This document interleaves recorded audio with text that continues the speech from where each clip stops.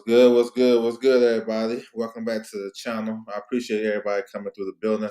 We back once again with another rankings video, live, whatever you want to call it. We got the WBO rankings for the month of August, so we're gonna definitely tap in with it. You know what I'm saying? Break down all the divisions and see what we can find. Before I get into that, I want to salute everybody coming through the building. Make sure you guys hit that like button and subscribe for sure. Appreciate you guys. Let me see. Marla Prince, what's good with you, bro? Salute to you. Yo, you find these rankings straight from the sanctioned by website. So WBO.com, you go over there and tap in. They normally come out the third week of the month, every month. So you guys will be good to go. All right, let's do a little screen share. Show you guys what we got going on. All right, so heavyweight division. So we understand what's going on with the heavyweight division, right? We got Usyk is once again undisputed champion. He just beat Dubois. Now he's on the clock for his WBO mandatory. Joseph Parker. Parker is the interim champion, but Usyk dropped a medical exemption. They ordered the fight. They in negotiations. The deadline passed, but Usyk wanted to extend the deadline because he's going through some little injuries and stuff. He just fought and he's citing a back injury. So let's see. I'm not sure if this fight happens, just to keep it a buck, but if it does, I think Parker deserves it. I mean, he been doing a lot of good stuff since, losing to Joe Joyce. So we'll see what's up with that. Moses Atamu is still number one. Now, you seen what he did last week against Dylan White. Got him up out of there in 50 seconds. Well, I forgot the time, but in the first round. So he looking real dangerous. The kid got a bright future. I'm not sure if they're ready to throw him to the top level guys just yet. Honestly, I think about one or two more fights. The way he did Dylan White, he probably can fight two more times this year. But it's probably hard to find him opponents. So I'm not sure. He got high rankings in the WBA as well. He's ranked all across the board. So he's next. He's definitely the future of heavyweight boxing. We'll have to see. Of course, he need rounds. I like the Philip Herkovic fight. I'm not gonna hold you. Philip Herkovic is a guy that can give anybody rounds. If he can get Herkovic up out of there in one or two rounds, then that's saying something. Because Herkovic, he's gonna fight back, and he got a good solid chin. So yeah, we'll see. I like Moses though. Moses is coming for sure. He's gonna be the future of the heavyweight division. You can tell. Uh, Herkovic, he had a good win over David Alage. Dropped him late in the fight. That was a fun fight. That eighth round was round of the year, or one of the rounds of the year. So, like I said, Herkovic is in position too. Now, Herkovic turned down an IBF eliminator against Sanchez to fight Adelaide. So that tells you a lot. Well, that tells me a lot. I like to put the pieces together. So maybe Herkovic got something big. Maybe, if maybe Jake Cabiel, maybe Lawrence Okoli. If y'all ain't been keeping track, Queensbury is locked in with the heavyweight division. They got it on lock. They got a lot of heavyweights on their side of the street. They still working with Zane. They got Okoli. Dan Dubois is number 5. He's making a comeback. Jared Anderson, haven't heard much on him other than him pulling out the Miller fight. I was looking forward to that. AJ probably back at the top of the year. Number 9, Nelson Heisa. So he's working with Queensbury as well.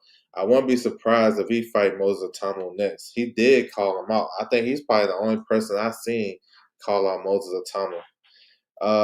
We got FA. FA is in the IBF negotiations with Sanchez to become the mandatory. That shit been getting pushed back, and it got pushed back again. So it's supposed to be the 19th. Now they push it to the 26th. We'll see. Michael Hunter is a new entry. Michael Hunter is supposed to fight Pulev. Then they say he was going to fight Miller. I don't know. There's a lot of shit going on with Michael Hunter. He's with Don King. So when you see a fighter sign with Don King, more than likely they don't got shit popping. Let's keep it a buck. But the heavyweight division is cracking. There's a lot of good fights that we can see. Queensbury got on lock right now, but it's other heavyweights too, for sure. Chris in the building, what's good with you? Salute. Emmanuel Pettigrew, what's good with you, bro? Salute to you. Khalid in the building, what's good with you? Terra in the building, what's good? Yeah, but Cole, I think they took him out, man. Yeah, but Cody definitely should be in there. These rankings is about relationships and who you fucking with. Michael Hunter said Miller pulled out a whole lot of stuff. Well, Don King put a damn cease and desist on Turkey and Dana White. So, and Don King represents Michael Hunter. So you can do the math on that. Didn't expect Joel Alfred Anderson to. Yeah, they've been ranked in the top 15 for like the past 6, 7 months. They've been there for a while, bro. Yes, sir. All right, so cruiserweight. The WBO calls cruiserweight division junior heavyweight. Just a little tidbit. But we got Zerto Ramirez, unified champion, WBO, WBA. He's going to be out for a while because he just had shoulder surgery. So the WBO ordered an interim title fight. Number 1 versus number 2. Former world champion Chris Bell Smith, CBS, versus Ramon Freeze. Those guys are in negotiations to fight for the interim title. That fight makes sense on the Eubank versus Ben undercard. I'm just keeping it at 100. So we'll see.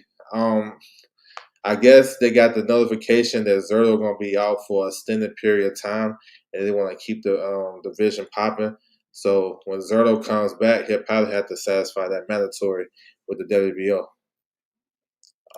And McQueen, what's good with you, bro? Yeah, he just fought not too long ago. He actually lost his last fight to Sol Dakers. I don't know why they still got him ranked, to be honest. They should have took him out the rankings, but he came into the fight as a guy that, had some good sparring stories, but he was one dimensional and Sol Dakers outboxed him. That was on the Usyk and Dubois card, I believe. But he's managed by Keith Conley, so maybe that's why he's still in there. Let me see. Cruiserweight. Let me see who got something coming. I'm not sure. Just scrolling. Brandon Glenn is going to fight Rocky Fielding in a couple of months. Leonardo Mesquia. So he was supposed to fight Massanek, but I think Mesquia is going to be on that the zone card, matchroom card, December the 6th in Monaco. Y'all stay tuned. So yeah, nothing too much popping. Jay Abataya has an IBF mandatory. Uh, Hussein Sankara. He was supposed to fight him in January. Sankara had an ankle injury, so he had to pull out. He came back and fought in May, first round knockout. So now the IBF ordered that fight. It's kind of bummer because we're looking for Jay Abataya to unify the division. I wouldn't be surprised if he can't get unification in the near future. Abataya is going up to heavyweight. I can see that happening. So we'll see. Light heavyweight, light heavyweight been cracking right now. This is another division that Queensberry has a stronghold in. They got a lot of good fighters. They just signed and they got fighters already. So Bivol, he's out for an extended period of time with an injury. He just had back surgery. So him and Usyk got back issues. Callum Smith is going to defend his interim title against David Morrell. So that fight going to either be on the Ben Eubank card or it's going to be on that November 22nd card with Benavidez. It makes sense to be on the Benavidez. Well, it makes sense for both because, Callum Smith is from the UK and maybe they can do some things, on that UK show with Ben and Eubank. But with the significance of the division, it makes sense to be on the card a week after with Benavidez, Yard, and then Viterbia versus Dion Nicholson. So yeah, I wouldn't mind them adding that on there as well. We'll see. But that fight is done. Smith versus Morrell. Just waiting for a date.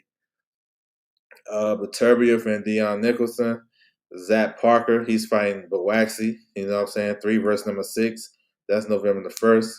Alexander Volchik is still in the mix. Former unified champion. I mean, was he unified? Former world champion for sure.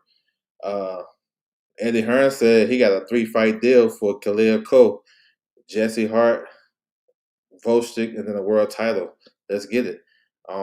We know Khalil Cole gonna fight Jesse Hart October the 11th on Boost Undercard. So that's a good fight for the division too.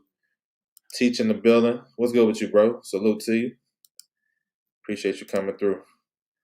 Conor Wallace. So look for some news about Conor Wallace pretty soon.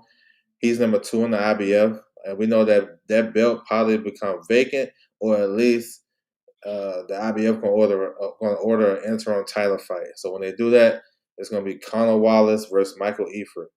That fight makes sense for the Ben Eubank card too. You know what I'm saying? Matchroom represents Connor Wallace. I can see it. Or maybe a slide to the Monaco show. So it's a lot of stuff where they can do with it. Daniel Lappin, he's also signed with Queensbury. He's going to be on that Bawaxi card as well. So yeah, and you got Mon Katiel.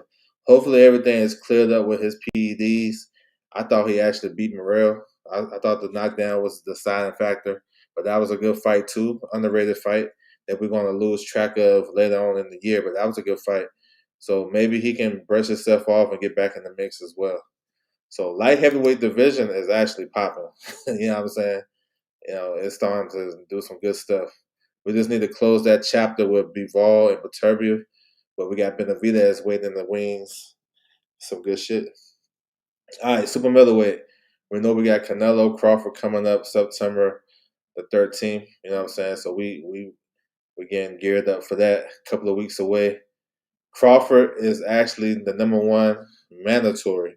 They made this ruling last month in the July rankings. So he's using his super champion status, and he's the mandatory for Canelo. So that's going to satisfy that. Hamza Shiraz is number two. He's in a prime position to get Canelo if he wins. So we'll see. Pacheco. Look for Pacheco to be back December 13th in LA. Matchroom looking to do a show with Pacheco and Tito Mercado in separate fights. Y'all stay tuned. Let me see. Did a search and realized okay, yeah. So he looked average. He's back already. He was in a war. Well, he fought in February and he's fighting again in November. That's a nice little break. So I mean he fought in February. February, November, that's a decent break. So good to see him back. Let me see. They got Jaime McGill still in there. I'm not sure. Jacob Bank. He's actually fighting on the zone card pretty soon. I forgot who he's fighting, but he's on the zone card. Callum Simpson is a notable guy. I like him. He got 2 fights in already this year. Kevin Saljo. I think he got 3 fights in. Kevin Saljo, Berlanga. Let's see what his next move is going to be.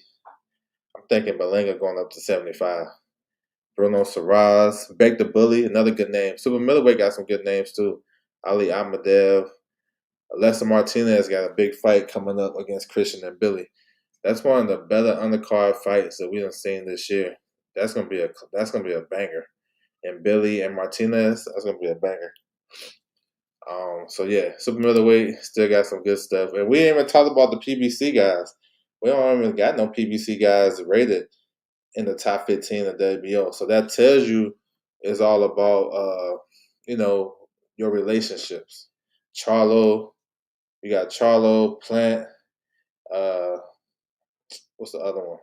Charlo and Plant. You can't rate Resendez because he's technically a champion. But, we don't see those names. So it is what it is. Middleweight.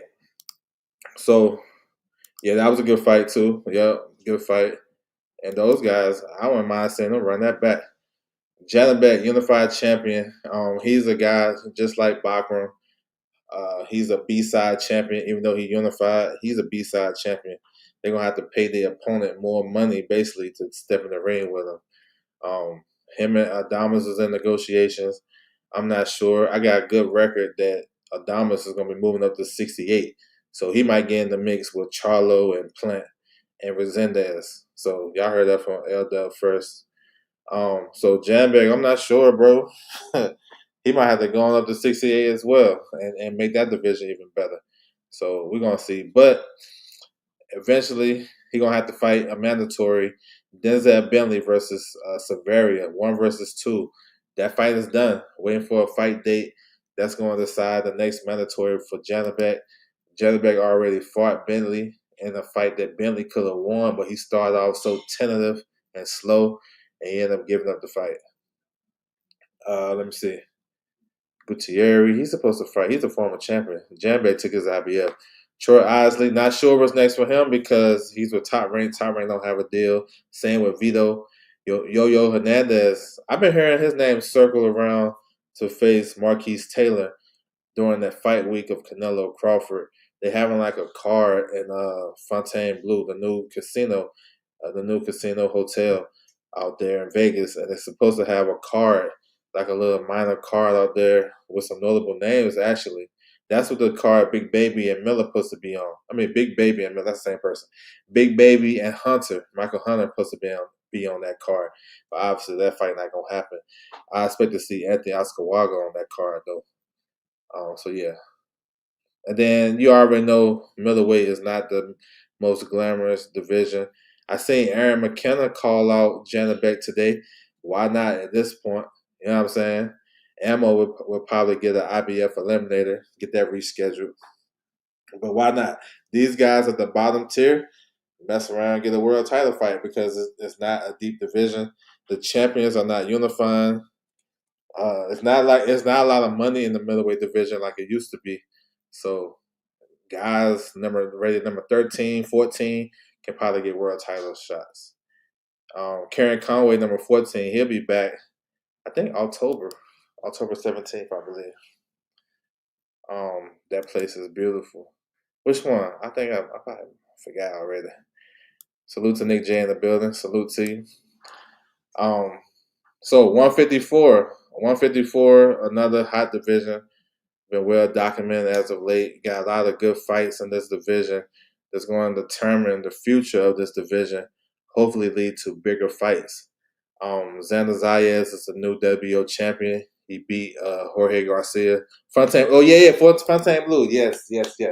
I went to that. I went twice. I think the first, where I go? Hitchens fought there. I went to that one.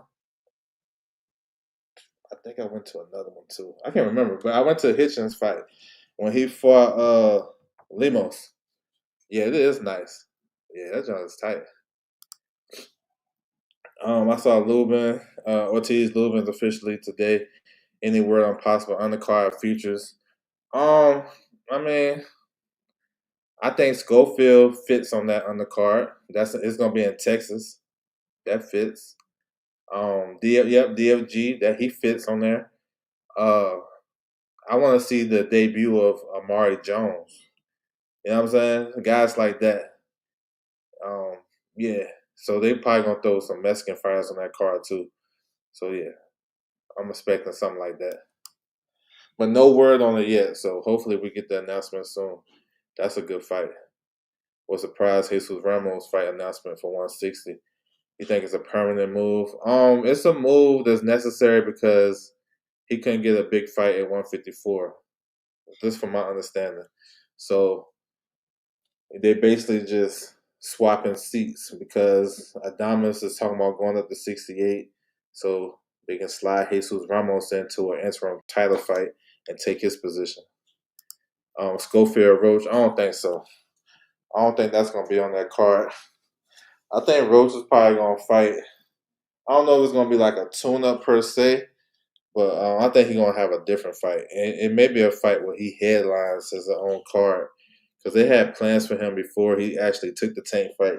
I think they're gonna go revisit that, and then top of next year try to get a big fight. I don't think it's gonna be Schofield, in my opinion, but we'll see. That would be dope. If Roach want to go back and work with Golden Boy, I guess bygones is bygones. Like, I definitely want to see it, especially if they have a title on the line for sure. So Xander, right? Xander is the new WBO champion. We seen the negotiations in public with him and Virgil didn't come to fruition. So Virgil was gonna face Lubin. I like that fight too. So this is real interesting before I go to number one and going down the line. We have a new entry. So this is why I like to pay attention to these rankings, right? Giovanni Santillan, he's a new entry at number 9. So we know his credentials, right? He's a top ranked fighter. He's trained by Robert Garcia. His only loss was to Brian Norman for the WBO interim title. That's how Norman became champion. So he coming in at number 9, and he ain't never fought at 54. So that tells you everything you need to know. That's probably Xander Zayas' first title defense in Puerto Rico. So we're gonna go ahead and throw that out there right there. I seen a little rumor the rumor mill about this fight, but having Santillan enter the rankings, it's solidified it. You feel me? And that's why Xander he was so gung ho fighting in Puerto Rico because they probably already had this shit mapped out. Tyrank is going to take care of Xander. You know what I'm saying? He's been with them since he was 16. So they probably going to build him up into a Puerto Rican star in New York and Puerto Rico, right? So you do it with guys like Santillan. I know when we see this on the marquee and we see the fight get announced, we probably not gonna like it, but this is what Top Rank do. You know what I'm saying? This is what all promoters do. PBC do it all the time, especially with their OGs. If they got an OG that been around since the start, they want to fight, they'll give them a fight. You know, Keith Thurman, Danny Garcia last year fought for the middleweight title, and they never fought in middleweight. So I get it. You taking care of your fighters, so yeah, I expect that fight to happen in December in Puerto Rico. Xander versus Santillan. Y'all see it right here. All right, so number one is Josh Kelly. The IBF ordered Josh Kelly to fight Bachram. So that fight looking good, I guess. But you know how this shit is. Guys, they get ordered to fight Bachram, then they slip out the back door and go fight somebody else. Because Bachram is high risk, low reward. He ain't really bringing that to the table as far as money wise, right? He don't have a big promoter. Nobody really trying to do that fight. You know what I'm saying? So, and this another thing. A lot of these fighters not trying to fight for the IBF because of that rehydration clause. So that's why they like shit. I gotta fight this tough ass fighter, rehydration clause, and I ain't getting no bread. You know what I'm saying? We gonna pass. But us as fans, we don't see that. We'll just call it a duck. That's like in business. You know what I'm saying? Or you got two job offers on the table. One might be for more money, but it might be some bullshit with it. And the other one, you know what I'm saying? It depends. So you got to weigh your options before we call these guys ducks. So that's why I ain't mad at Lubin, because actually Virgil is just as a dangerous fight as Bachram, in my opinion. So let's get it. And he's going to his hometown. All right, so number two, we got Jerron Ennis. So he climbing up. Last month he came in number 4. Now he moved up to number 2. Process of elimination because Xander moved out and then Garcia dropped. So Boots is gonna fight Lima. We all know that. October the 11th. So he's in position to fight for a world title pretty soon. You know what I'm saying? With the WBA or the WBO. Well, we'll see. I know Top Rank is gonna take care of Xander, but he's right there in position. Uh, it's crazy because a lot of these names got fights coming up or rumored fights. So Lubin, he's gonna face Virgil. We talked about that. That's gonna be fun. Bokachuk is fighting on the Canelo Crawford undercard. He's trying to get his payback against Brandon Adams. So I ain't mad at that. Jesus Ramos looking to take a fight at 60 for the WBC interim title against Shane Mosley Jr. Keith Thurman at Fondora. Israel Mazrimov, he's nursing an injury, so he's in recovery right now. So hopefully get him back in the mix. Charles Conwell, that's the Golden Boy fighter. Hopefully they get him back in the mix. Callum Wash, he's fighting on the Canelo Crawford card. He's facing Fernando Vargas Jr. That's gonna be fun, a real fun fight. And then Nikita Zoo fought this week. I think he had a first round knockout. So that's what it is. 154 is smoking right now. For real. A lot of good fights. Welterweight. So Brian Norman Jr. versus Devin Haney, November 22nd. Can't wait for that. They moved Devin to the number 1 spot. He was number 2 last month. Now he's number 1. Replaced Alexis Rocha. I don't think it really make no big difference because he got the fight with Norman before he got ranked. So it don't really matter. The fight, basically, he signed the fight, so he's Norman's mandatory anyway because he got the contract.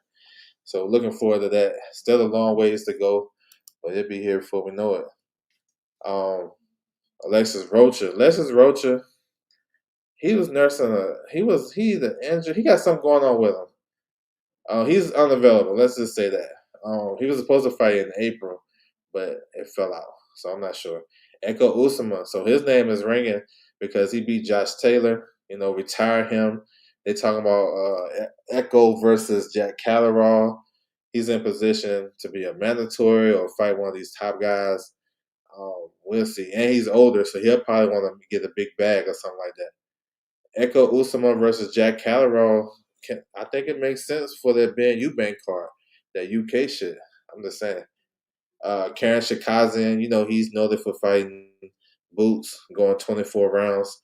He's actually fighting on October the 11th, same day as Boots, in Latvia. So he's going to defend his regional titles. And he's in position as well. He probably be a mandatory pretty soon. And in the division now with Boots gone, Karen may be able to do some things. Let's see if we get the opportunity. Leon Paro, number 5. So he recently moved up to 47. He's actually fighting the IBF eliminator against number 6, David Papat. They are fighting September the 19th, I believe. So the winner of that fight would be the mandatory for Crocker Donovan. They fighting for the vacant IBF title September the 13th. So that's perfect timing. Yes, sir. So yeah, that's a good move by Leon Paro's team. I appreciate that. Rohan Polanco, he's with Top Rank. We're not sure what's next for him. We gotta see what Top Rank gonna do. Unbiased Brown, what's good with you, bro? Yeah, that's definitely a possibility, and it might have to be in Australia too. Seems like Paro got the back end, but we'll see. That Paro can get some payback against Eddie for releasing him. So yeah, I think that sounds about right. But David Papat can fight. I'm not gonna write off Crocker all the way because he is a big puncher. But I think Donovan got his number. And I think Paro can outbox the kid, that guy Papat, even though he is tough. Jack Callerall spoke on him. Rashidi Ellis, I mean, he making bad business moves, decisions. I think I heard people trying to compare Boots to Andre. You might want to compare Rashidi Ellis to Andre. The business move is terrible. He should have took the fight with Boots. He turned it down, asked for more, turned that down, and then once he seen Lima already signed for the 250, he tried to circle back and say, "I'll take it." And now what he gonna do next? You know what I'm saying? So it's just nasty work to me. If you got something else that you can be in position for, then I understand. But if you don't, it's like, bro, what you got going on? But I get it. Maybe he'll get something soon. Yeah, I think he'll beat him too. I think he'll beat him too. Um, he definitely, the way he outboxed him, take away the fouls, he was dominating. So I'm with it. Shakran Giasov, he is a WBA mandatory for Rolly. He's not getting that fight. I'll be surprised if he get that fight. So they'll probably do like an interim for him. That's why I'm expecting. Nicholas Floss, he's going to fight the tough gatekeeper, Peter Dobson, September 27th on Pro Box. Y'all stay tuned. Ricardo Salas, he's highly ranked with the IBF. That's the guy that knocked out Roman Villa. His last fight, Salas, down in Mexico, he got dropped to the body twice. He didn't look good. He was gonna make it, but he got to the decision, got to the end of the fight, and they actually gave him the decision. Yeah, I don't know if you want to say that because this guy accepted step aside money. So I don't know. I don't be really feeling these guys and want to give them pity if they accept the step aside money. If he was next for Stanionis and he stepped aside to allow him to fight Boots, then that's on him. You know what I'm saying? Same thing with Bachman. Bachman was taking step aside money by the way of fights for about 3-4 years, and you know what I'm saying. So I don't got no remorse for them dudes. Let me see. Curiel, another good fighter. He won a WBA eliminator on Jake Paul's undercard. So he might get something good too. He might fight Giasov for that interim title. Yeah, they can do that fight. That's a good one. Giasov and Curiel. I'll take it. Conor Wallace. So look for him to be back on that Monaco card December the 6th, that Matchroom show. And Suleiman Sissoko. He's actually the WBC mandatory Sissoko. Not sure. Salas versus Courier. IBF. Yeah, you told me that. You did tell me that. I'm with it though. Let's go. He's gonna if Salas look like he did in Mexico a couple weeks ago, Courier gonna stop him. But Ryan Roller did nothing to earn it. Yeah, the only thing they did to earn it is having a good team. That's how you earn your opportunities in boxing. It's not like any other sport. It's not a sport. It's a business. So your merit is based on how good your team is. And obviously, that team is better. And yeah, that's how I look at it. But I stopped trying to make it where the number 5 guy beat the number 8 guy and he move up. Yeah, for sure. That's what it's about. All this other stuff. Well, he beat 2 guys rated in the top 15. He should that shit don't matter. They don't care about that. It's about your team and putting them in position. Because they had Devin Haney ranked in the WBA. As soon as that shit happened, as soon as Ryan lost, they took Devin out. You know what I'm saying? They didn't keep him in there. They took his ass out. So yeah, 140. Teofimo is the WBO champion, super champion status. Let's talk about him and Shakur top of the year. Shit, let's go. Those two big names. Let's get it. So we're waiting for that. I would rather see, honestly, Teofimo versus Hitchens. I would rather see that, but look like it's gonna go a different route. Santiago number 1, but he's not the mandatory. Teofimo just fought his mandatory. Barbosa, he got 18 months to satisfy another mandatory. Pitbull Cruz right there. Not sure what he got next. He just fought. Landolfo Delgado is in a. They ordered Landolfo Delgado versus Gabriel Gales Valenzuela. So those guys will fight to be the mandatory for Hitchens. That's actually a good fight. Abreu Playo number 4, Barbosa. It was talking about Barbosa and Frank Martin, but I don't know. I don't know. That kind of died down a little bit. I'm not sure. Jose Ramirez, Oscar Duarte coming off a good win, close win against Kenny Sims. I like hearing Cedeno. He's solid. Jermaine Ortiz is fighting this weekend in Orlando. He got a replacement opponent. Steve Claggett pulled out. Jack Rafferty is fighting this weekend against Mark Chamberlain. That's going to be a fun fight. That's going to be on the zone. Queensberry. Tito Mercado, number 12. He's a new entry. So about time. Let's see. The dude talk a lot of shit, running small, and that's good. But I want to see him parlay that into fighting a top contender and not a faded guy like he been fighting. I think it's time because I think he's good enough. So fights with Antonio Moran actually makes sense because he haven't fought a guy that's world rated. And if he fight Antonio Moran, beat him, he can move up the rankings or fight one of these guys that's rated. They don't got shit popping. The Wolf, Arthur Basalanov. Yo, he's a good fighter, bro. The Wolf. He fights all in Canada. He's a southpaw. Pretty good fighter. What's up with the possible Russell Hitchens? I seen that, and I think that came from Russell. I mean, shit, I'm with it. I haven't heard much on it. Like I mentioned, I said on Twitter, I think they should put that on the Jake Paul Tank undercard. I mean, Hitchens is a free agent, and he got one of the best managers in boxing. So I'm pretty sure uh, Keith Conley can make that happen. Keith Conley, he brokered a deal for MVP to sign Alicia Baumgartner, so maybe he can do something over there. I don't know. I know Russell has a mandatory, and the Hirako has been real quiet on that interim. I mean, they have an interim champion in Italy. The guy, I forgot his name, but he just won the interim title in an obscure fight I think like last month. So maybe Andy Hirako fight him, but it's already an interim champion though. Robert Brown, what's good with you, bro? Barbosa going up to 47. Okay, cool, cool. That's I don't know. I ain't really tapped in with him like that. Other than the Frank Martin shit that I was hearing. Tito versus Alfredo Santiago. That's a good fight. Yeah, yeah, that's a good fight. If we can try to take that number 1 spot. Oh no, I'm with that. I like it. If that's next, I'm with it. I thought Kenny, they won't understand business. I thought Kenny won. Oh yeah, yeah, yeah.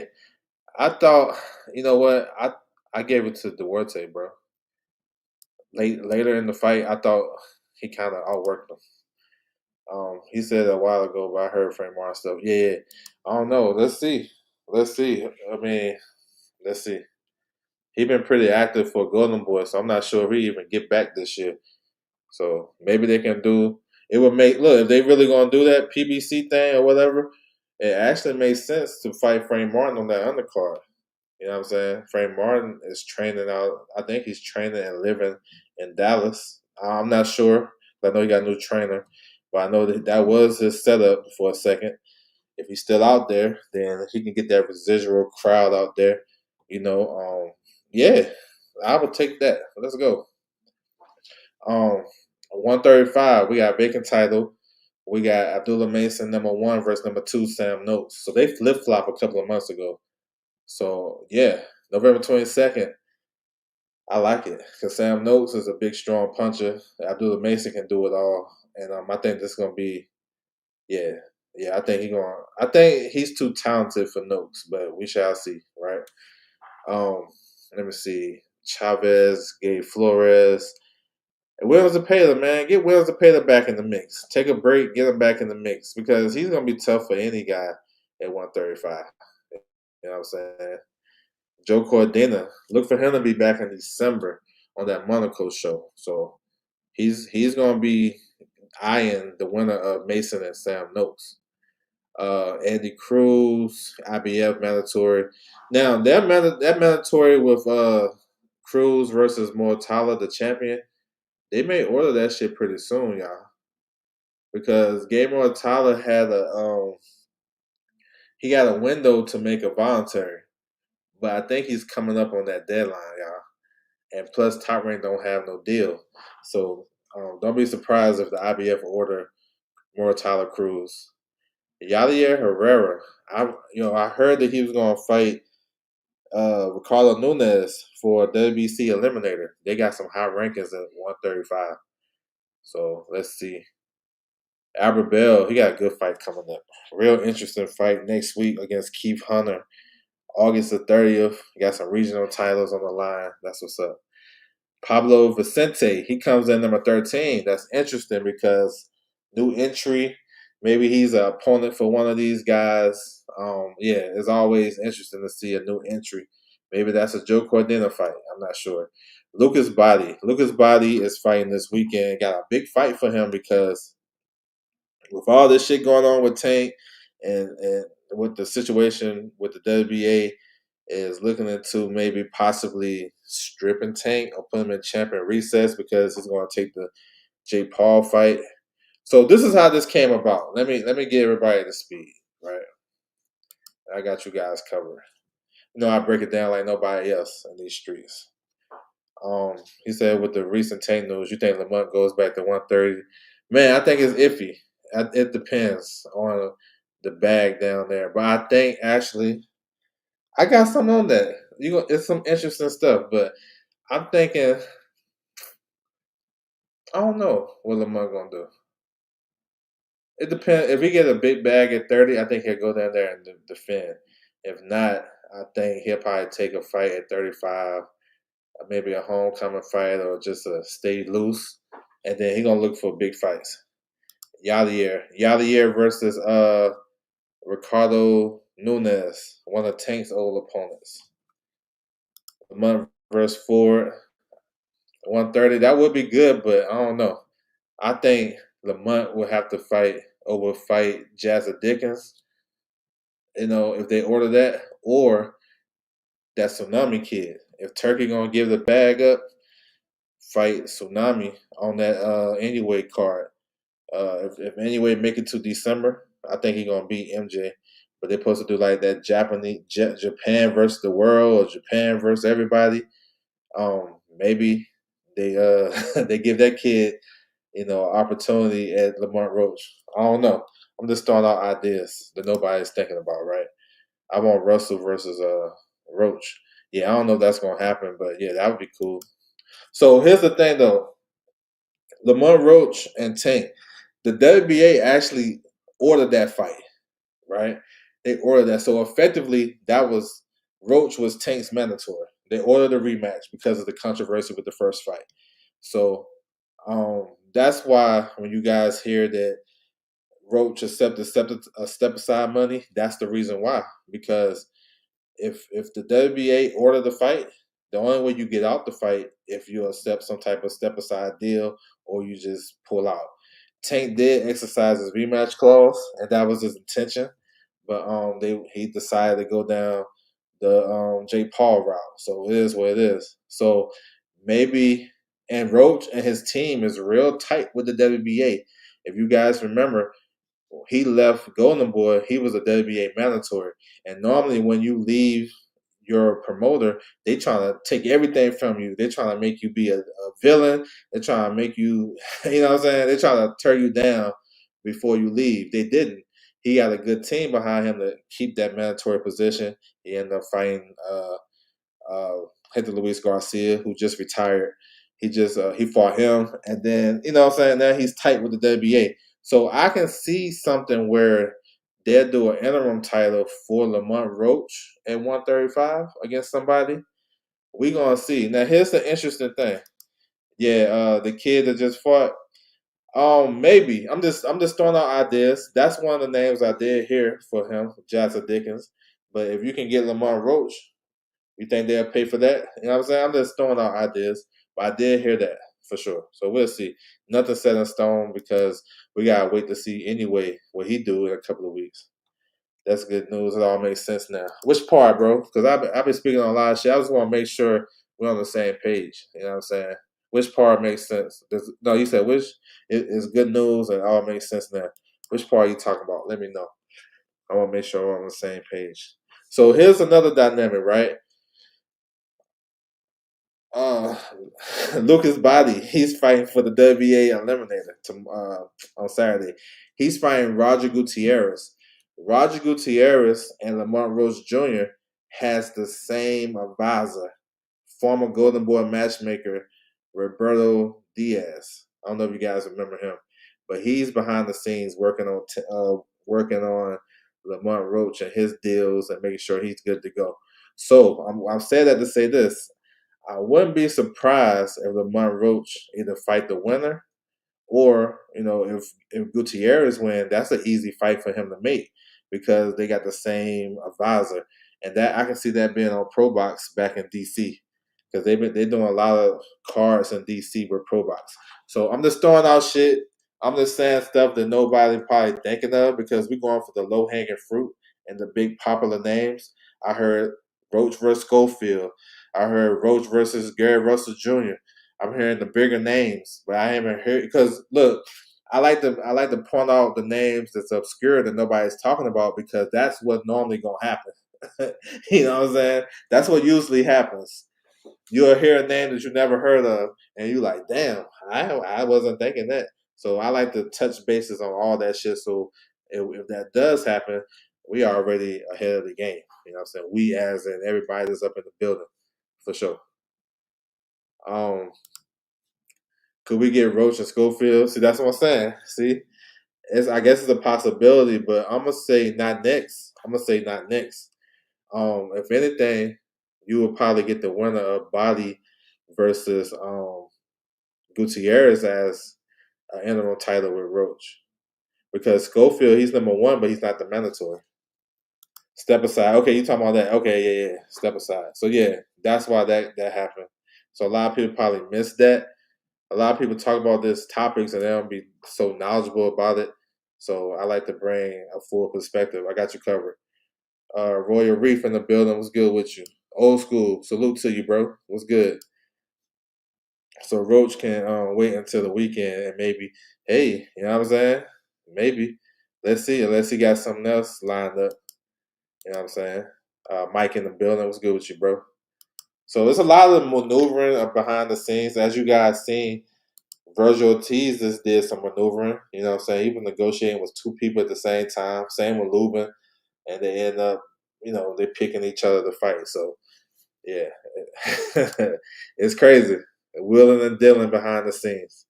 130. So Navarrete is Emmanuel Navarrete is still WBO champion.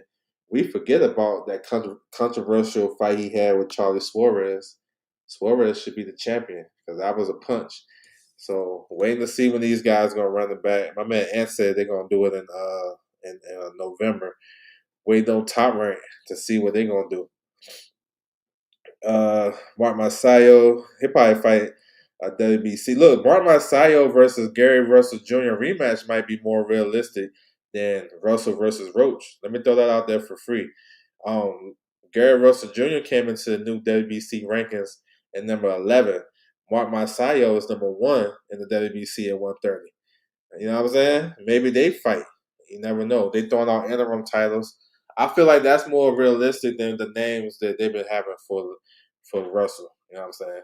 To me.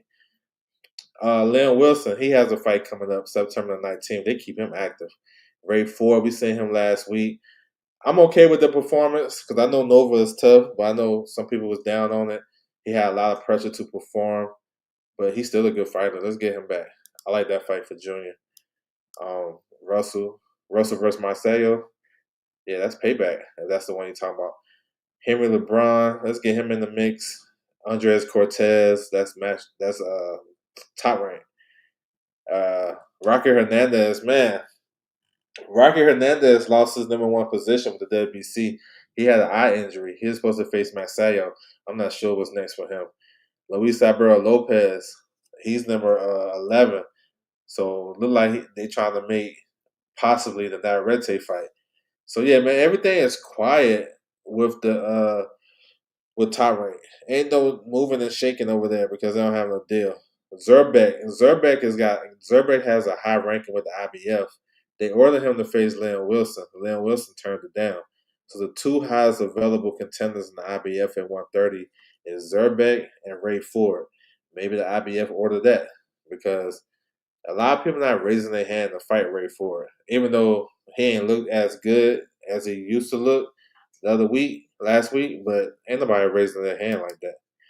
Gary not fighting at 135 now. I know he said, yeah, I'm not sure. Well, I don't know. I don't know what he's fighting at. I'm not even sure if he's going to fight pretty soon because we have to go off what he showed us in his history. One time a year, one time every 2 years. He don't got that much time to be doing that. So I'm just going off the indicators, right? The rankings tells you a lot because if he was fight campaigning at 135, the rankings refresh 2 times, right? No, once. He wasn't in the WBA. He wasn't in the WBC at 135.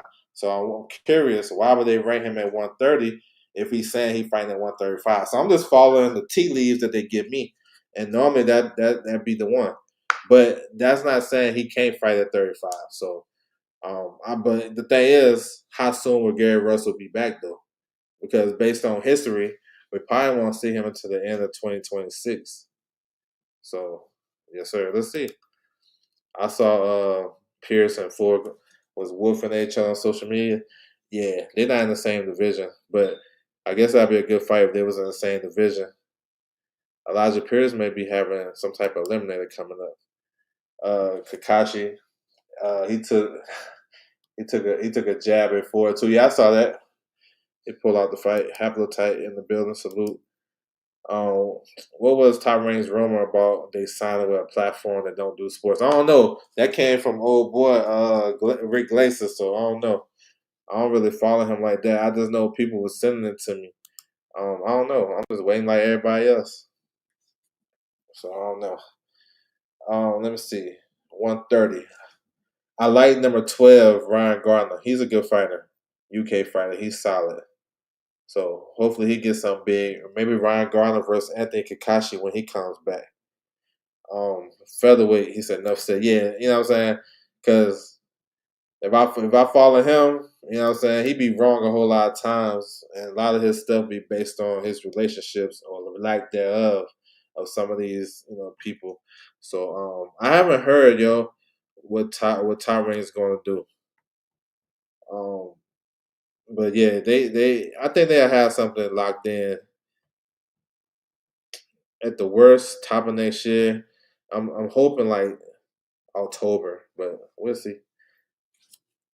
Featherweight division. Rafael Espinoza, he's dangerous, yo. One of the most dangerous champions in boxing because of his size and how awkward he is. I like to see Espinoza versus unification against any one of the other champions. Uh Angelo Leo makes sense. Nick Ball, I guess, makes sense, but Nick Ball got his eye towards anyway. So he'll probably fight one of the Japanese fighters, Nakano, number 7, Nakano. He may fight him because he rated in the WBA as well. But yeah, Espinoza, dangerous fighter. You know what I'm saying? But once again, top ranked fighter, so we're not sure. Luis Neri, he signed with the Kameda brothers in Japan. So look to hear something for him pretty soon. Brandon Figueroa, he won a WBA eliminator versus Joet. I actually thought Joet won that fight, to be honest. So Figueroa, I can see B Figgy versus Cuellar. Cuellar just won the WBA interim title the other week. He had like a second round knockout victory. He's a Samson Liquid boxer. PBC. That sounds like a PBC fight right there. Figueroa versus Cuellar. There go Elijah Pierce. So he's number 3. He moved up 3 spots from last month. He always in action packed fights. He's vulnerable, but he can punch. So he makes for entertaining fights. He got knocked down in that fight, got back up, and he stopped Das Marinas. Highlight real stuff, right? So Pierce is in line. He got the right team behind him. Overtime. He working with Viva Promotions. Oh man, let's give him an opportunity. You know what I'm saying? Especially if Espinoza don't have a mandatory. So maybe Elijah Pierce might have to go on the road. Might have to go to Japan and fight Neri. I know I know you like, man, why you gotta go to Japan and fight Neri? And Neri is Mexican. Neri got a Japanese promoter. And he been over there a lot of times too. So let's see. Omar Trinidad, he had a draw last week. Not his best performance. He's number 2 in the IBF. He's the highest rated contender in the IBF for Leo, but I'm not sure. He's with 360 Promotions, same team. They got Bokachuk and Callan Wash. Look at Picasso. So they got a typo. I don't know if you guys caught it. They got Picasso. That's the same David Picasso, Alan Picasso. They got him rated number 8 with featherweight, and they got him number 3 with 122. So we know that's a typo.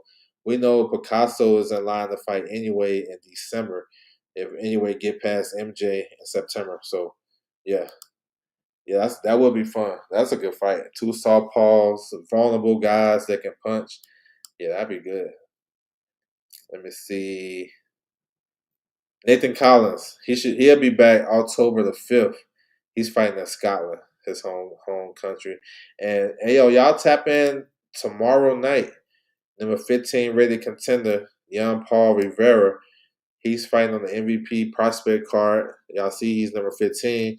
He's with Amanda Serrano. That's his manager. So yeah, y'all tap in. He can box too. He's a good boxer puncher from Puerto Rico. He's solid. 122. Anyway, undisputed. We know he's gonna face MJ Amadaliev. That's a good fight. Best fight to be made at 122 is going down September the 14th. Big weekend of boxing, so they're gonna close it out that weekend. Not sure. I haven't heard TV for that, but it probably makes sense to be on the zone since MJ is with Matchroom. So let's see. Um, So yeah, so Picasso, I told you he in line. Marlon Tapales, former champions, Marlon Tapales and Gerber Cajas looking for something. Casemiro, we got a bunch of former world champions in this. I like that. Ramon Cardenas. I expect Ramon Cardenas to face Gary Antonio Russell for the WBA interim pretty soon. That's my guess. Peter McGrail, he's gonna get another opportunity pretty soon as well. Sebastian Reyes, I think he fought Picasso. No, who he fight? He didn't fight Picasso. He fought on one of the top range cards. One of their last cards recently. Let me see. Bantamweight. So Take he had a first round knockout against his opponent, Tungdi. That was easy money. So he should be making a mandatory defense. He probably should be back in the ring. I think he's on anyways card. Man, I be forgetting. I think he's on anyways card. But yeah, he's fun. Fun fighter. I like him. You know what I'm saying? I want to see this division unified before Juntu move up. It's big talk about Juntu actually vacating his titles and moving up to 122 to get acclimated before he faced anyway. So that will open up the division even more. You know what I'm saying? That will open up the division for sure. Because I don't think nobody 18 is beating my man Juntu. Yeah, he's gonna fight. He's gonna fight his mandatory Medina. So yeah, Medina. He been in that number one position for a while. This would be on the anyway undercard coming up. Tapaz and Kajas. Yeah, they stablemates. Yep.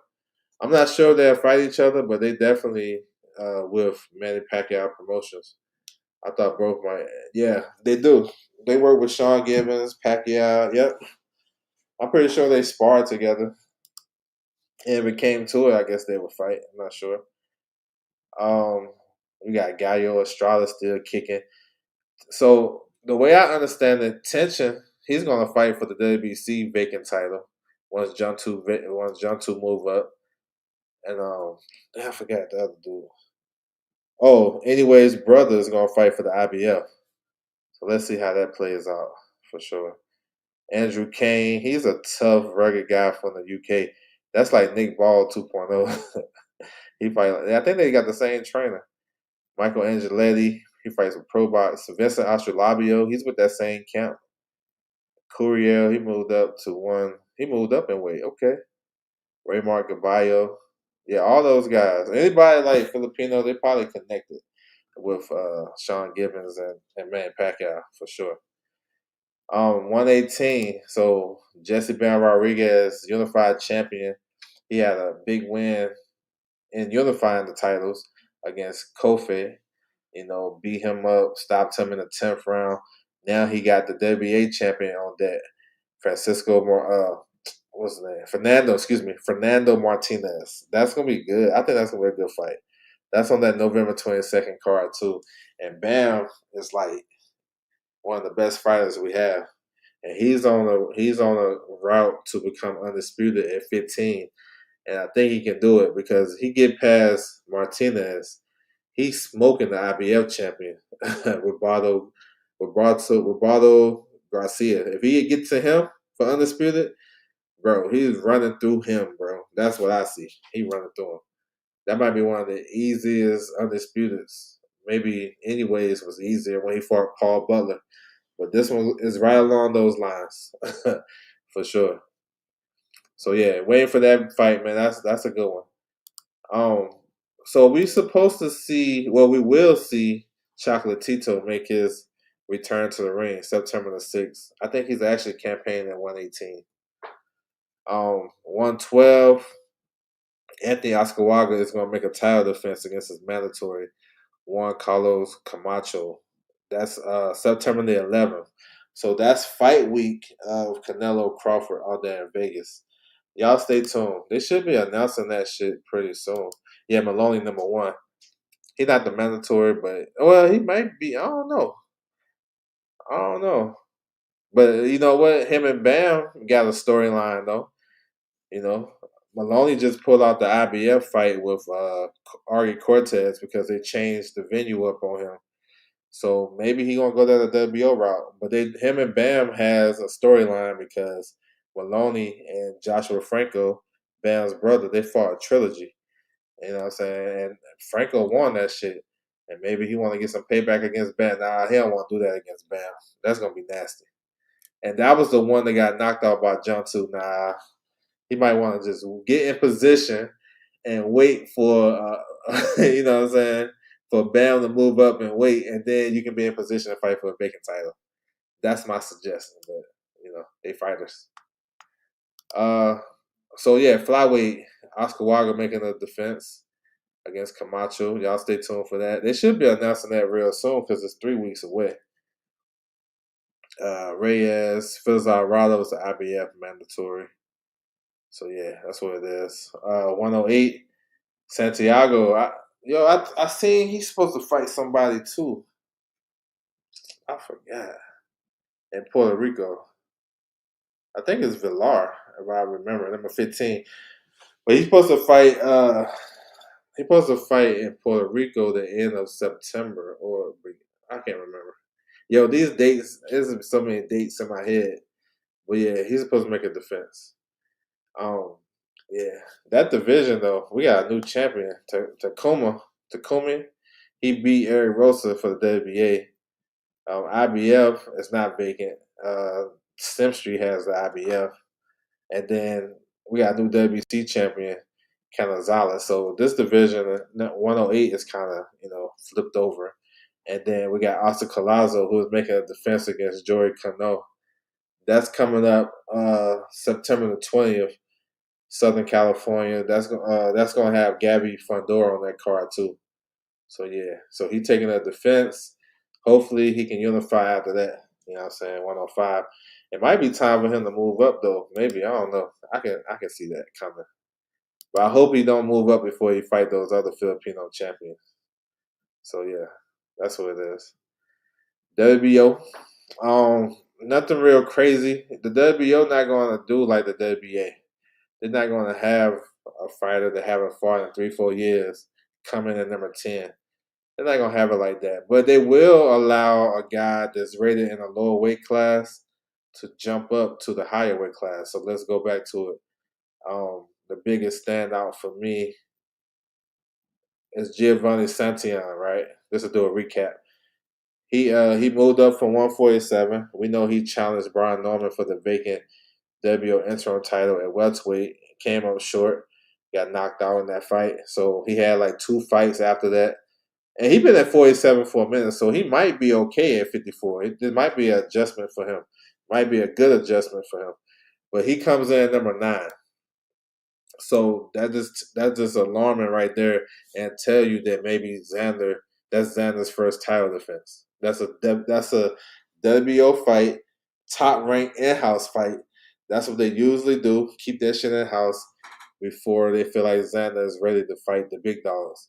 But I think Xander is going to milk that belt. I'm telling you, I think he's going to milk that belt. And look at Josh Kelly, number 1. So that's interesting. Look, you gotta put your business hat on, right? Same way Lubin did. They ordered Lubin to fight Bachram. They was in negotiation. Nobody really wanted that fight. So Lubin was like, shit, let me go see what Golden Boy talking about with Virgil.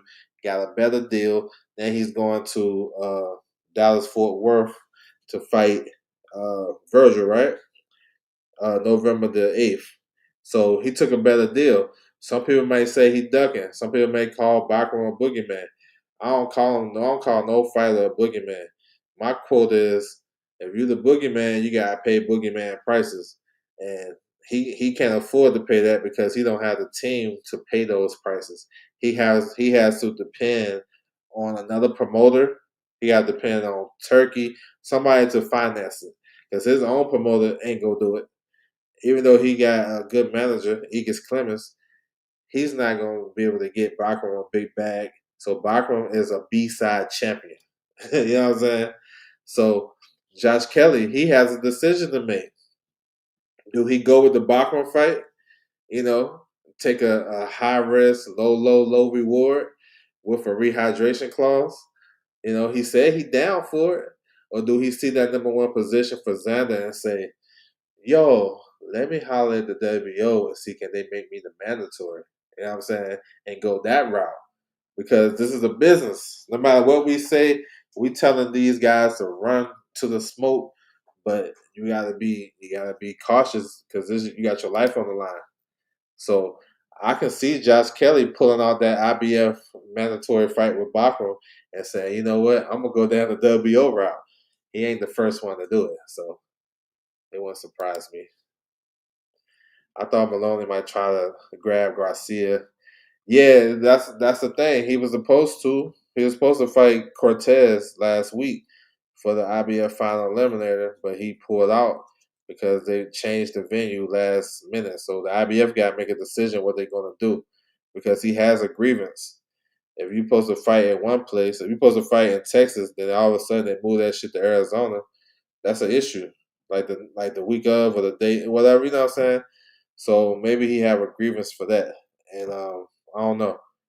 But that would be the move because I think he can beat him too. I hope the movement for some of this mean Top Rank is on the verge of announcing the deal. Yeah, that's a good point. It could be a good indicator too when you start to position these guys, and because no, that's a good point. Now that I think about it, because they put him right there for a reason. So maybe that's their first. Xander was the last fight on their ESPN deal. Maybe Xander is their first fight on their new deal. Maybe we gotta think about it like that. Bachman seemed like Turkey as a fighter, not Tom and Jerry. Yeah, it's just I don't know something up. Maybe they should have. I don't know what's going on because I feel like Turkey probably could have grabs to him pretty quickly, but he's saying guys is turning it down. I don't know what it is, but if he got a financial backing, and I'm not sure if Turkey he been holding Turkey hand yet. I haven't seen him hold Turkey hand. The guys that been holding his hand been getting all the fights that they want or that they've been looking for. So I'm not sure if he did that yet. So I don't know. Yeah, he do seem like that type of fighter, but I don't know what's gonna happen. JC, what's good with you, bro? So yeah, man, that's what it is, man. Stay tuned. More news to come. Uh, more shit to pop out for real because there's so much stuff behind the scenes that's supposed to happen. We trying to close this year out strong. Uh, it's kind of like we get like an overhaul with a lot of the streaming services. Boxing is not on network TV no more. It's crazy. He said, "Hold the hand." Yeah, bro. You hold Turkey's hand, you gonna get some. He may have to pull Ramos. Yeah, he no. Well, see, I don't know. I'm gonna disagree because if Brockman don't have the IBF title, he don't. He might as well retire. He gonna go to 160 and fight who? It's gonna be the same dilemma. Who gonna fight him at 160? That's a dry ass division. A lot of these guys not fighting. You know what I'm saying? So his only saving grace is to have the belt. It's crazy because some fighters they have a belt, they don't even need it. But with him, he needed. He said fight Janabek. So this one I want to ask you though, and you let me know. Janabek and Bachram has the same manager, Egis Clemens. Tell me the last time two of his fighters fought each other. Because I can't remember. Help me out, bro. That's why I would throw cold water on that fight. Because who gonna pay for that fight? Top Rank sent Janabek to Australia. He sent his ass to Australia. Nobody want to deal with and work with Bachram. You know what I'm saying? I don't know. It's because he with Kathy Duva. She's asking for a high fee. I'm not sure. But you put two guys in the ring that nobody care about. Who gonna watch it? We having trouble spelling their names or saying their names, let alone spell it. Right? I'm gonna say no. You know what I'm saying? In theory, it would make sense, but this is not. This is not. This is not any other sport. This is a business, and them two guys, nobody would care about. Where would you put it at? Who would, you know what I'm saying? Like, who would want to watch it? They both got Egis Clemens. To solve their problem, instead of making fights with all these other fighters in your division, 54 and 60, we gotta go fight each other because we can't find no other fighters. You know what I'm saying? I don't know. When you look at it and break it down like that, I don't know if that really, I don't know if that's realistic. But I get what you come from because this one boogeyman, this one so-called boogeyman, they should fight. But I don't know if it's gonna work like that. If you had to guess, why did Turkey jump straight to Benavidez? Oh, why didn't he? Oh, he didn't jump to it because he gave the blessing for the Russian billionaire to make the Bivol and Viterbi fight. So I don't know if anybody was thinking that Bivol was going to have emergency surgery. You know what I'm saying? So at the time, that fight didn't seem available. So he went with Benavidez and Yard. So yeah, that's why. I know it may seem like they can just Benavidez is on the card, but Turbo. No, let's switch it. Man, you got contracts, you got lawyers, you got all this shit you gotta get to before you make that change. And this can't wipe it away. Wipe the board off and let's just put these two guys against each other. It don't happen like that. But the saving grace to all this, they're both on the same card, so they probably end up fighting each other. You know what I'm saying? Maybe Turkey giving better be there for an easier fight. You know what I'm saying? Because he had two tough fights back to back with Bivol, get him back. And then maybe they'll do the winner between Benavidez. Both guys win, Benavidez and Beterbiev. That's what I see. You know what I'm saying? So yeah. Once you make a fight, you can't just rip up the contract and say, nah, I want these two to fight. Man, you got all this, you got lawyers involved, you got all this shit binding. It don't work like that. I'm just saying, how come some folks call them boogeyman? So I'm just fucking right. Oh no, well, the boogeyman thing comes from them. You know what I'm saying? Comes from how people perceive them because yeah, guys turn them down, but they don't tell the whole story. Like that's why I say, and if you call yourself the boogeyman, you gotta expect these guys to all price themselves. That's just what it is. That's just how it is. I don't think none of them dudes some boogeyman. Now I haven't heard of Bachman turn down no fights like that, but Janabek for sure he turned down Hamza Shiraz. He didn't have to fight that guy in Australia. He turned it down. And he had plenty of time to do it. Uh, so yeah, bro. Like I don't know. That's why when when fighters and teams are talking about potential fights, that's why they don't want that shit out there yet because maybe they haven't closed the deal. They may be in negotiations. Let's say I'm in negotiations with you, right?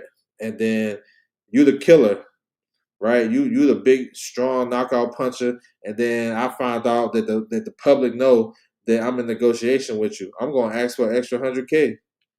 Shit, you gonna give me 50,000 to fight you, and then I hear it on the internet. We haven't even had a deal signed. We just talking.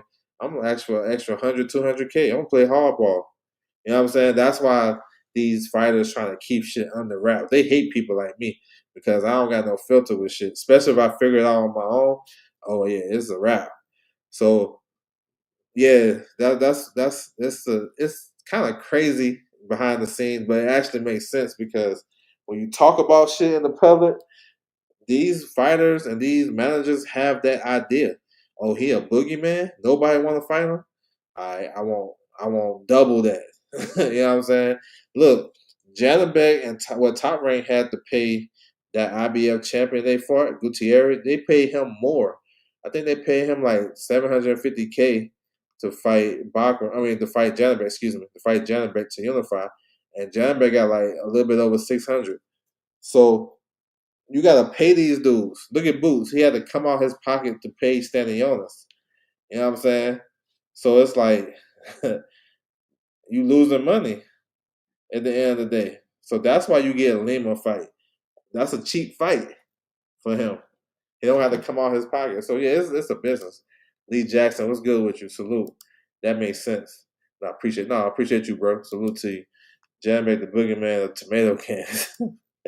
That's what I'm saying. It's no boogeyman. It's no boogeyman, bro. It's just business, and that's like the media behind it. Like they was calling Triple G a boogeyman when it was on HBO, but they wasn't offering these opponents their career high payday.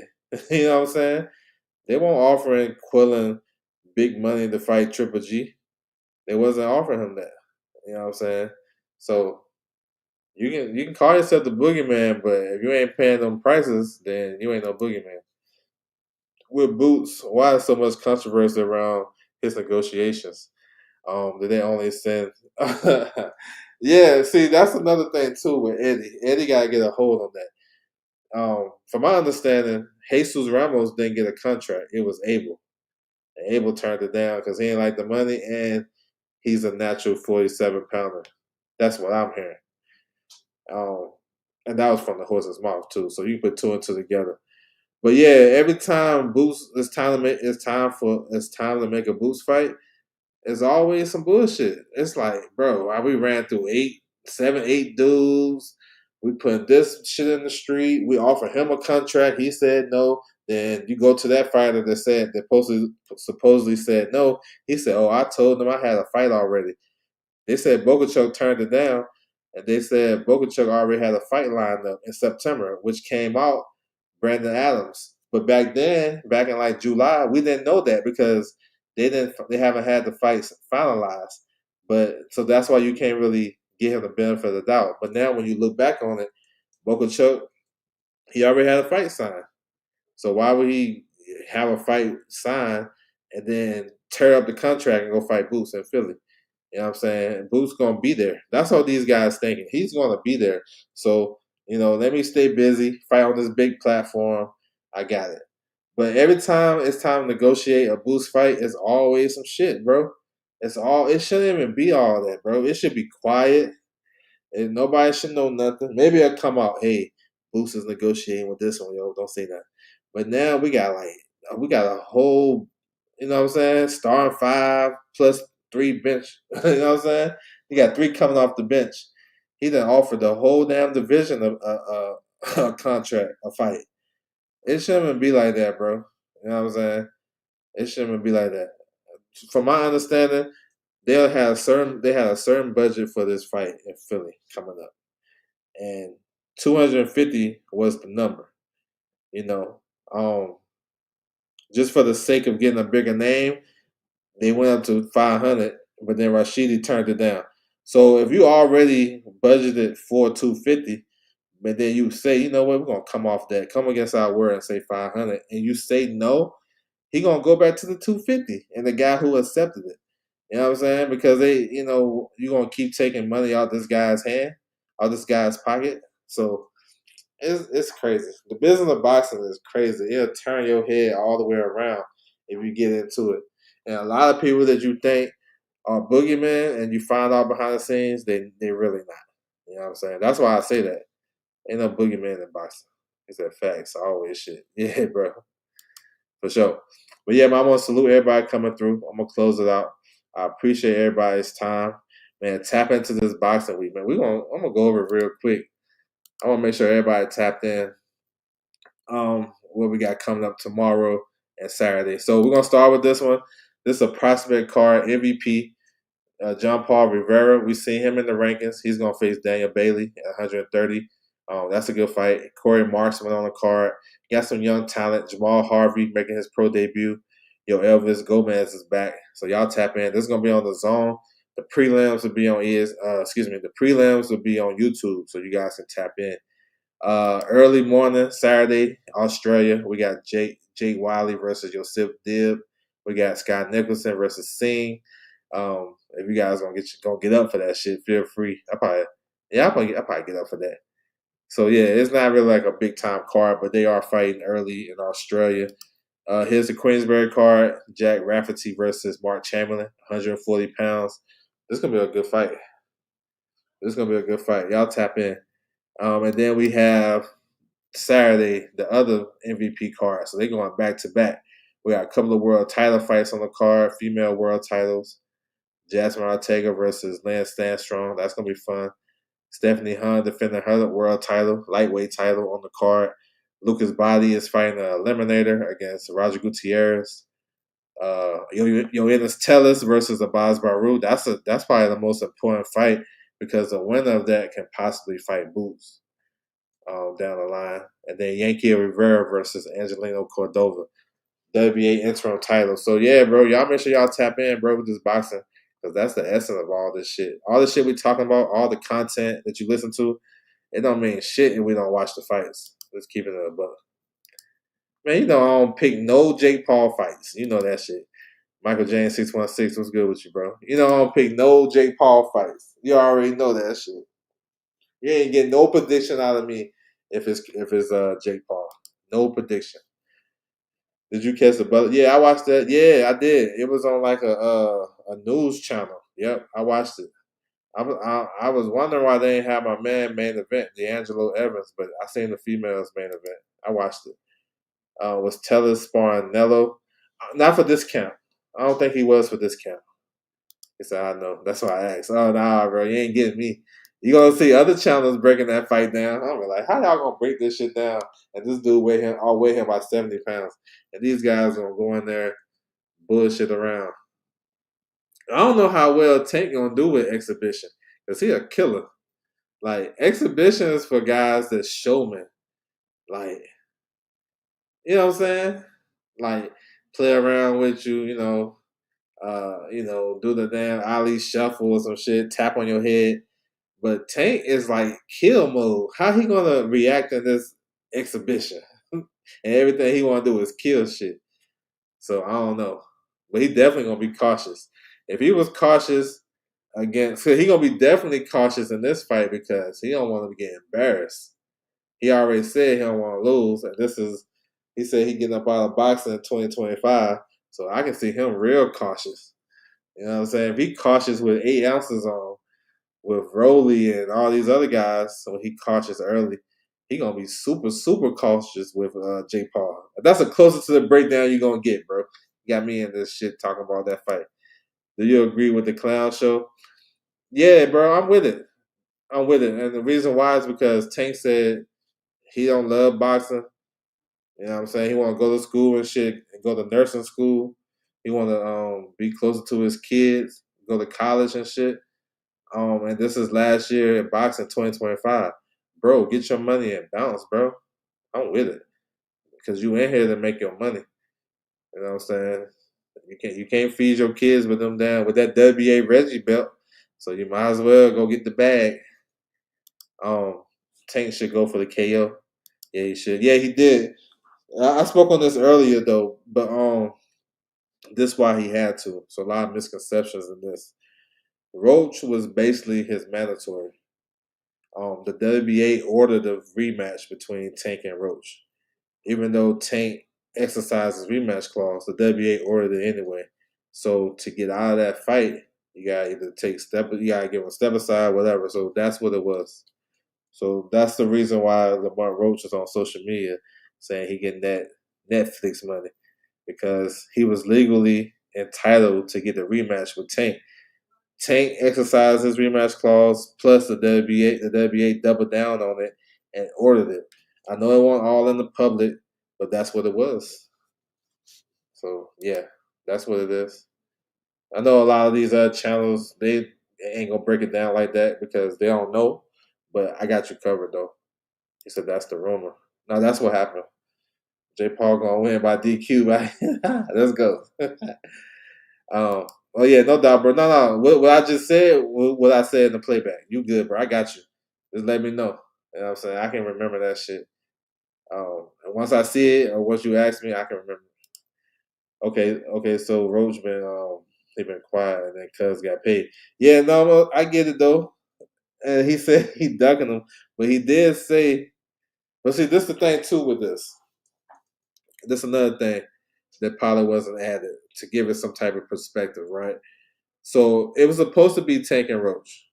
Tank wanted to do the rematch, but what changed was um, Jake Paul was in negotiations to fight Anthony Joshua, but a couple of commissions, Vegas and New York, wouldn't sanction that fight.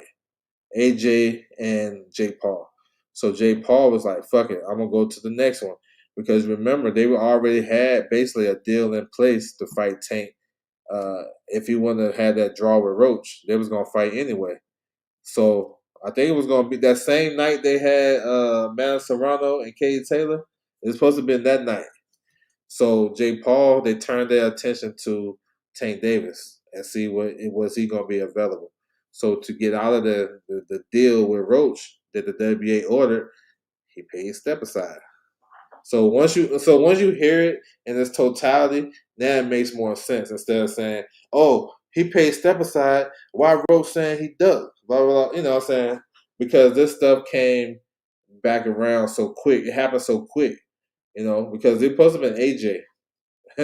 They was gonna do AJ in Vegas or in NYC, but they like, man, we not gonna sanction this bullshit because AJ gonna beat the brakes off you. That type shit. So they want to sanction. So that's why they took it to Atlanta. Atlanta is a little bit different with their rules, right? So you can still I don't know the weight and all this shit, but they more lenient. So that's why it's probably be it's an exhibition with like they still figuring this shit out, but I'm foreseeing it to be like an exhibition, um, maybe 10 2-minute rounds, some shit like that. But yeah, that's what it is. I don't feel bad for him, bro. He got paid. Don't feel bad for him. He'll be all right. He can get the Shakur fight top of the year. I think Jake was pumped. No, he won't. No, sir. He won't pump faking, bro. He was trying to make the fight. The only thing that stopped the fight from happening was the commissions. That's it. Everything else was agreed to, bro. Everything else was good. So that tells you everything you need to know. So that's a little backstory behind that shit. You know, so hopefully everybody listen to this shit and use it for their platform and make sure they put out the correct information. Because there'll be a lot of misinformation out this bitch. And then motherfuckers be asking me, I feel like I gotta clean up my brother's shit, and I don't want to do that because it makes it seem like I'm overstepping my bounds or whatever. But hey, shit, if you wrong, you wrong. I'll call you on your shit. Let's get it. We gotta make sure everybody good in this space when we got people listening to us and depending on us. I think that's the reason why the big blow up with Tank, right? Because it was a lot of people on here going crazy for him. He couldn't do no wrong. He walking on water doing backflips and shit. And once they feel like, bro, once they finally see that Tank ain't living up to y'all narrative, now everybody mad. Because you can't really be mad at somebody getting a bag unless you're just a hater. You know what I'm saying? The angry rapper type shit. But when you've been pushing a narrative, every day, he can't do no wrong. I'm gonna go every time Shakur and Haney do something, we going at him. Ray Ford call him out, we giving him that smoke. Anybody that's an adversary to Tank, we giving it to him. Indirectly or directly. Now, he done crushed y'all narratives. He crushed the narrative that they said Roach was capping. Roach said he ain't signed shit. They said Roach was lying. He on a victory tour. He got gas. He gassed up in his head, and how it turned out. What's the other one? Devin Haney too small. I mean, Devin Haney too big, but Jay Paul is cool at 190 because of the bag. I get it, but that's out there. So he just disrespected all those people that service him and support him so much. He just shit on them. He made them look crazy. That's why I think it's more so of an outrage. Like, we knew this was coming. We knew it, but he told you this shit was coming. He just it's like it's like we can't go. You can't go lose a game. If you play sports in high school or whatever, college, or whatever. You can't go lose a game, then get on the bus and be cracking and joking and wilding out like nothing happened. So he can't. Him having a draw with Roach is like he lost, basically. You know what I'm saying? So he can't off that draw and that controversy with Steve Willis. He can't say, "Man, fuck that shit. I'm gonna fight Jake Paul next. I don't give a fuck what y'all talk about." Nope. He can't even say that. He was all humble. I don't know. I might fight him. I do fight him. I got my hunger back. The guy was here. It was Shakur. It wasn't him. Was it Jake Paul? Next question. You know what I'm saying? So it's like you can't go crazy if you got a draw and you're supposed to be, you know what I'm saying, you're supposed to ran through Lamont Roach. Where the public said he was gonna run through him, but he knew better, and a lot of people, the insiders, knew better as well. So yeah, that's what it is. That's the biggest outrage because he went against all these narratives, and now the Tank fans they running for cover and trying to figure out, bro. Then they gotta justify it. You know, well, you know, if it was your favorite fighter, he'll take. It's not about taking the fight with Jake Paul. It's about how much y'all guys was capping for Tank, and like he was walking on, like I said, bat flipping. He ain't walking on water. He bat flipping on water, and y'all don't see no wrong with him. You know what I'm saying? Then you out here disrespecting other fighters. You know what I'm saying? Then you gotta stand on that shit now. Because he about to take what my man says a clown fight. He about to take a clown fight with Jake Paul. He about to get the bag. That's a saving grace. At least he get the bag. But then What about all the other narratives that he destroyed? That you guys was doing hella research, all types of shit going in for Tank, and he just squashed that shit. That shit's crazy, but that's how it is. That's why, like, man, I'm glad I'm on this side of the street. I'm on my own. I'm on my own street. I'm on a cul-de-sac by myself. The only house on the cul-de-sac at the end of the block. You know what I'm saying? This shit's funny though. Motherfuckers crashing out ready to fight over Tank, bro. Bro, that shit is nasty. Ready to fight. I mean, I've been listening to these panels the last 24 hours. Motherfuckers is ready to jump out the porch for Tank. I'm like, bro, that's nasty. Man, save that energy for your family, bro. Save that energy to protect your family, to make sure you got them in the best position possible. Instead of trying to you trying to protect Tank and he wouldn't care. He wouldn't even know who you was. He wouldn't even look your way. His bodyguards wouldn't even let you get close to him. You know what I'm saying? That shit is nasty work. You'll never catch me doing no dumb shit like that. I ain't gonna lie. If the shoe fit, wear it. Not me. Those shits don't fit me. We were in 14s. Feel bad in the sense that Roach wanted the Tank fight. Yeah, on the yeah, I get that part, but he actually come out this pretty good because he's actually a semi big name now. L plug, yes sir. He said facts dub. Fans are delusional. Tank been saying all along. He don't even like his fans. Laugh my ass off. I ain't mad. I see it both ways. I take the bag too. Yeah, no, I mean I get it. I'm not even look. Like I said before, Tank said he's basically out the game at 25. Okay, I'm done. Once he done, I'm done. I only know Tank from boxing. I'm not gonna follow his career after he stopped boxing. Like, I'm not gonna be on his Instagram saying, "Bro, he got a new purse today, y'all. Y'all see Tank?" I don't care. You're not boxing no more. You're not actively engaged in doing this shit. I'm done with you. That's how I'm thinking. I'm not like a big time. I'm a fan of him in the ring. I'm not a fan of him outside the ring, and not being engaged with this boxing. That's just me. He said, "Say less, dub." That's why I'm not. I'm not meaning to be the one extreme. Leaning to the extreme. I'm not leaning to the extreme. He said, how big the bag though? You talking about Tank's bag? I heard like 100, at least 100. You know what I'm saying? Oh, you talking about Lamont Rose? I'm not sure how much he's getting, but like six figures. But I know Tank's gonna get a big bag. That's why I'm not leaning to one extreme. No, with you. That's the biggest fight in boxing though. Tank and Jake. Yo, man, they so bothered about that shit. They bringing up uh, Canelo and Crawford. Turkey has something to do with it. The motherfucker's going crazy, bro. Tank and Jake is like the biggest fight in boxing. It is what it is. We already know that. Ain't no denying that. Your pad got good dope. Yeah. TJ, bro. Is this Tank last fight, man? I don't know. I ain't gonna say it is. I ain't gonna say it is. I think after this, he'll probably take a break. Yeah, I think he'll take a break. I'm interested in the undercard. Man, that'd be dope to get that. If yeah, that'd be dope.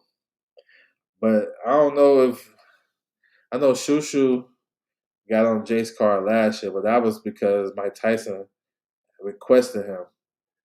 Shushu is with Top Rank and Ring Magazine. And Espinosa's with Top Rank. So I don't know. I don't know how that's gonna work. I know one thing for sure. Um, he about to put those female fighters on there. You said 100 million. Yeah, I think Tank is getting something like that, bro. I don't know the specifics, but I did hear 100. That's what's up. But yeah, man, that's what it is, man. I'm about to close this shit out.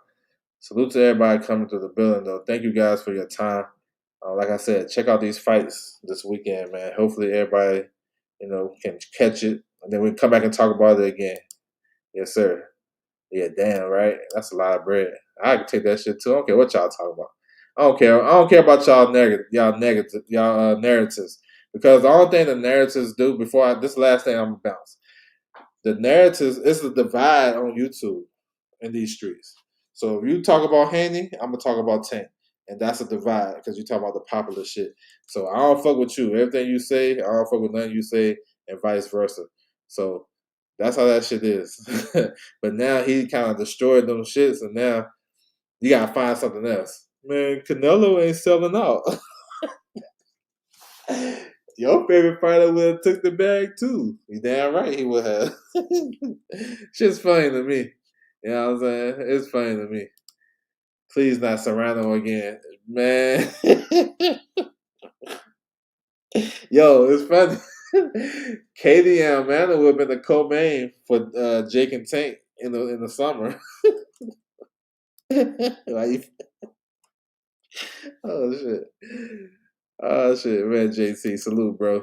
And man, Pettigrew, salute to you, bro. I appreciate you. Trying to add some comedy in this shit too, though. Should be funny. I ain't gonna lie. Should be funny. Motherfuckers be crashing out over a little Tank. That's nasty. But yeah, man, salute to everybody coming through the building. Though. I appreciate it.